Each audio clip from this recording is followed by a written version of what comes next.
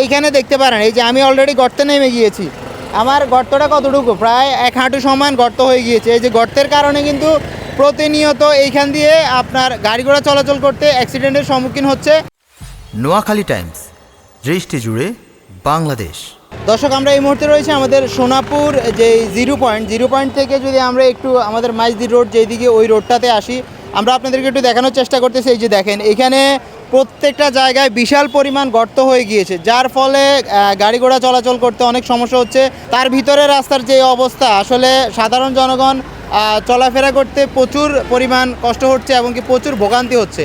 আমরা প্রায় টাইমে দেখতে পাই এই জায়গাটায়, প্রায় টাইমে অনেক সময় মোটরসাইকেল যখন আসে, মোটরসাইকেল প্রায় টাইমে এখানে স্লিপ করে বা অ্যাক্সিডেন্টের সম্মুখীন হয়। আর বড় গাড়িগুলো যখন যাতায়াত করে, বিশেষ করে এই যে আপনারা দেখেন অনেক বড় বড় গর্ত হয়ে গিয়েছে। রাস্তাটা যে এরকম ভাঙা, আপনি মানে কোন ক্যাটাগরি এখানে কাজটা করলে ভালো হয়, যেহেতু বিগত সময় কাজ করার পরেও এখানে গর্ত হয়ে গিয়েছে। আসলে এই রাস্তাটা আমার মনে হয়, এই রাস্তাটা যদি সিসি ঢালাই করে তাহলে এই রাস্তাটা টিকবো, আর সিসি ঢালাই যদি না করে এই রাস্তাটা টিকবে না। আর সিসি ঢালাই একবারে জরুরি। ওই পাশে সিসি ঢালাই আছে, এই পাশে নাই, এই কারণে রাস্তাটা ডাবি গর্ত হয়ে যায়। আর যখন লোড গাড়ি যায় তখন এই চাকাগুলো ঢাবি যায়, এই কারণে যায়। এখানে অ্যাক্সিডেন্টটা বেশি হয়, খাতগুঁয়ে হয়ে যেতেছে, যে গর্তগুলো হইতেছে প্রতিদিনে গাড়ি অ্যাক্সিডেন্ট হইতেছে এখানে। এই গর্তের কারণে মূলত প্রতিনিয়ত অ্যাক্সিডেন্টের একটা সম্ভাবনা থাকে।